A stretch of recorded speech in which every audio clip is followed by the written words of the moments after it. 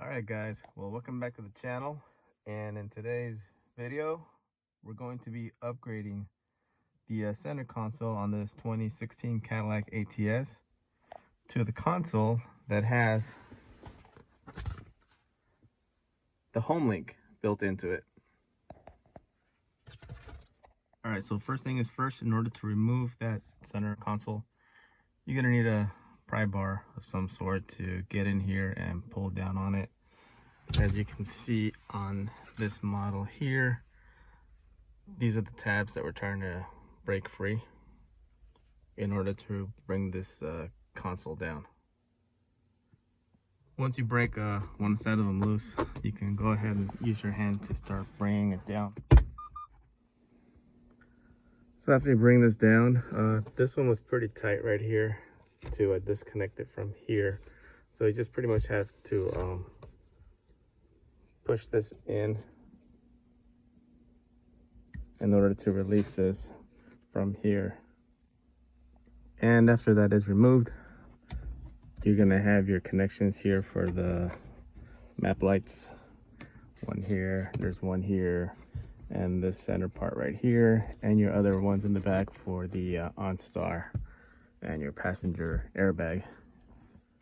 And after you disconnect all the plugs, go ahead and bring it down, and then you'll have the space now to make some wire splicing in order to connect these new wires for the Homelink system. Everything else is gonna plug right back in.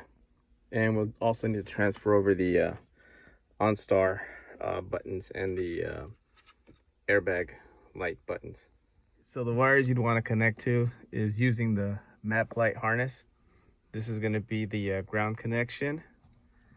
This wire here, the brown wire, that's going to be the 12-volt source. And this yellow wire here is going to be the illumination source for the buttons. The yellow wire is the same in this harness, and even this harness here. But just to avoid having too many wires off of one harness, I just picked the other harness that was available. So then once you have the OnStar wired in, you can go ahead and connect your harness here. And the order the wires are in is, the bottom one is for the 12-volt positive, the middle one is for your illumination, and then the top one is for your ground signal. So I just went ahead and wrapped up my connections with some wire tape. It's up to you if you would like to solder to this or use a different method, but essentially these are the wires you'd want to connect to. Now I can go ahead and plug everything back in. This one goes here.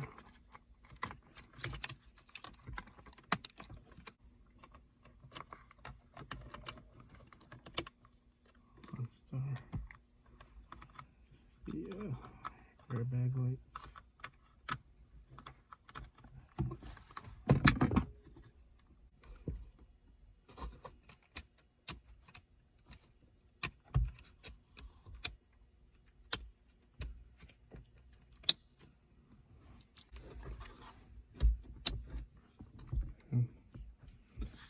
Alright, now we're ready to start coming up, and this is the tight one. Let's see if we can maybe stretch this thing out a little bit. Oh yes, we can. Oh my God. There we go. So look at this, there's a piece of tape right here. So let's just undo this. There, now we got more length. Now we can connect it easier. There we go. We'll just make sure that this doesn't get caught. Push it back inside. And then we can send it going up.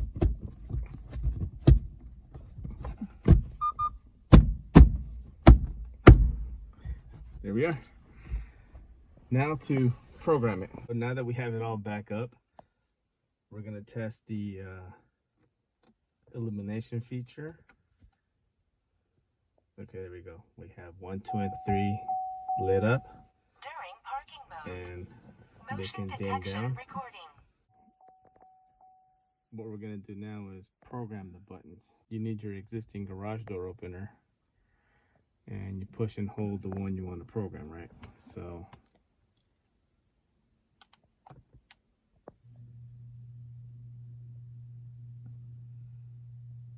okay, That flashing means it's learned it.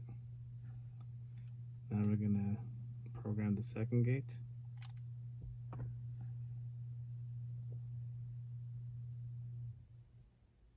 It's learned it. All right, so now we're gonna push number 1. Let's see if that gate behind us opens. There he goes.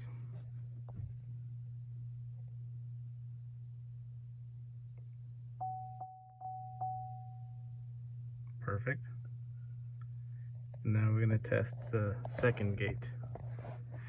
All right, now to test out the second button.